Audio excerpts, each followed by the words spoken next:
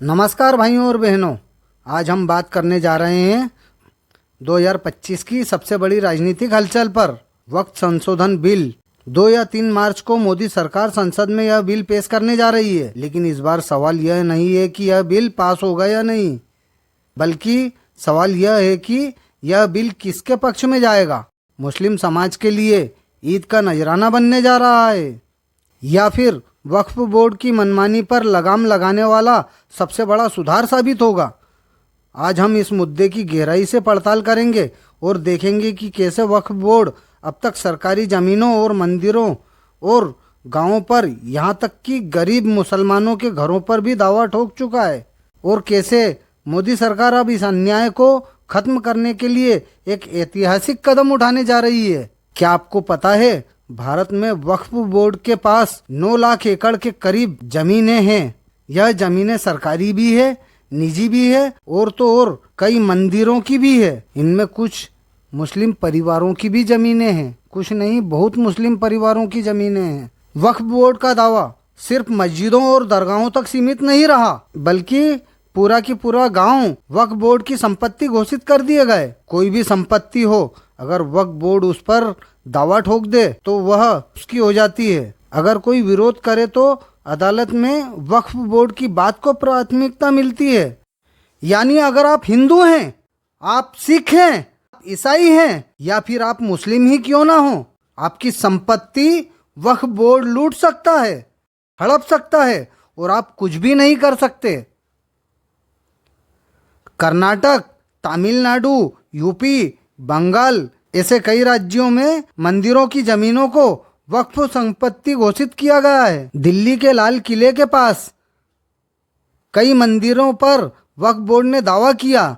मध्य प्रदेश में एक पूरे के पूरे मंदिर को वक्फ बोर्ड की संपत्ति घोषित कर दिया गया। राजस्थान में अलवर जिले के 13 गांवों को वक्फ संपत्ति घोषित कर दिया गया। उत्तर प्रदेश के लखनऊ और कानपुर में कई इलाकों पर वक्फ बोर्ड ने अपना कब्जा दिखाया है। महाराष्ट्र में कई गरीब किसानों की जमीनें वक्फ बोर्ड ने अपनी बता दी। हाँ, गरीबों को ही लूटो। क्या भारत के गरीबों की जमीनें और गांव भी सुरक्षित नहीं है? क्या वक्फ बोर्ड एक छोटा सा संगठन है या फिर समानांतर सरकार बन चुका है? मैं मुस्लिमों की बात कर रहा हूँ। कई गरीब मुस्लिम किसान, दुकानदार और मकान मालिक वक्फ बोर्ड के कारण अपनी जमीनें और घर तक खो चुके हैं। ये कैसी विडंबना है। मुस्लिम समाज में भी कई लोग वक्फ बोर्ड के खिलाफ आवाज उठा चुके हैं, लेकिन उनकी कोई सुनवाई नहीं होती। जो संपत्ति पीढ़ियों से किसी परिवार की थी, वह अचानक एक दिन वक्फ बोर्ड आकर हड़प लेता है।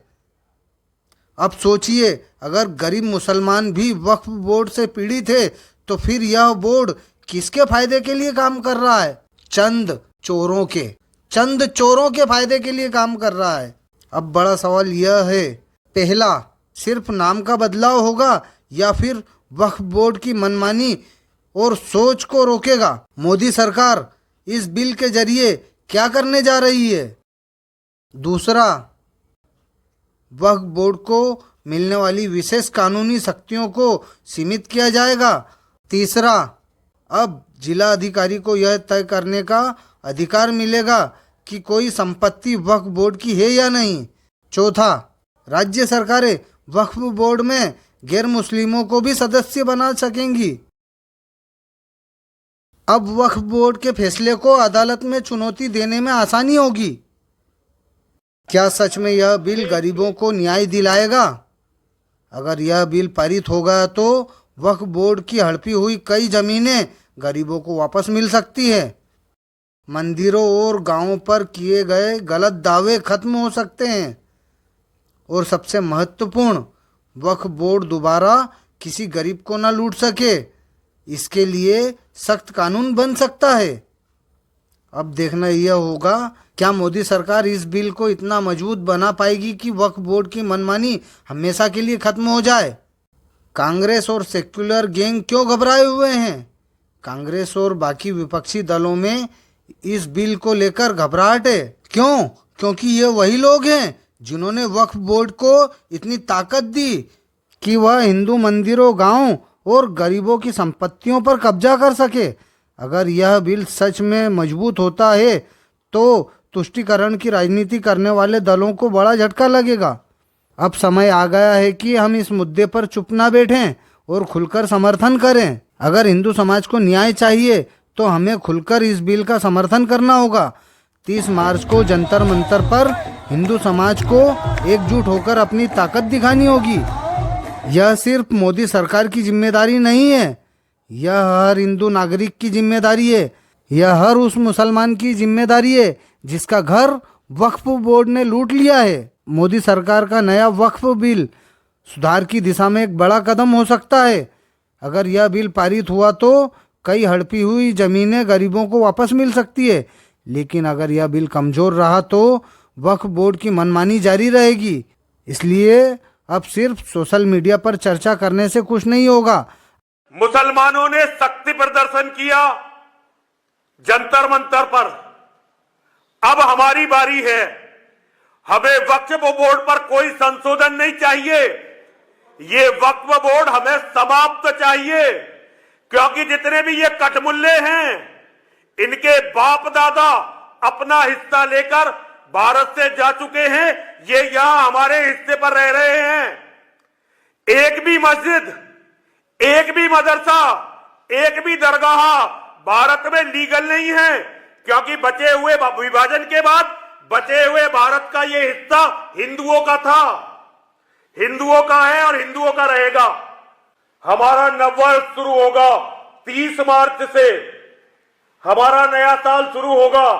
मां की साधना के दिन है, मां की तपस्या के दिन है।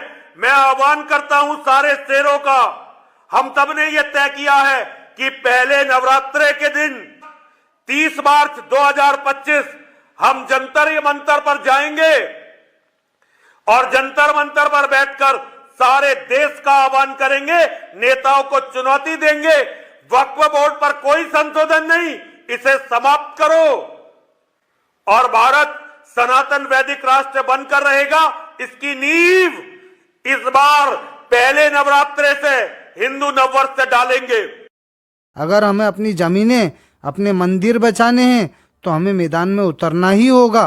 तो तैयार हो जाइए, 30 मार्च को दिल्ली चलो। हिंदू समाज को अपनी शक्ति दिखाने का समय आ गया है। सनातन धर्म के सम्मान और गरीबों के अधिकारों की रक्षा के लिए अब हमें खुलकर सामने आना होगा। मैं उन मुस्लिम भाइयों से भी पूछना चाहता हूँ जो ना जानते हुए भी वक्फ बिल का विरोध कर रहे हैं, क्या वक्फ बोर्ड उनके लिए सही साबित हो रहा है? क्या उन्हें कुछ फायदा मिल रहा है? अगर नहीं मिल रहा है तो वो संपत्ति का क्या हो रहा है? अगर उनके हिस्से में कुछ नहीं आ रहा है तो फिर वक्फ बोर्ड कर क्या रहा है? किस गरीब बच्ची की शादी करवा दी वक्फ बोर्ड ने?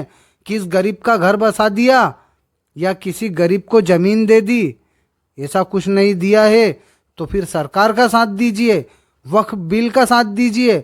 मैं हर मुसलमान भाई से यही आशा करता हूँ, वक्फ बोर्ड के खिलाफ जाकर वक्फ बिल का समर्थन करें। धन्यवाद। जय हिंद, जय भारत माता की, जय हिंदू राष्ट्र।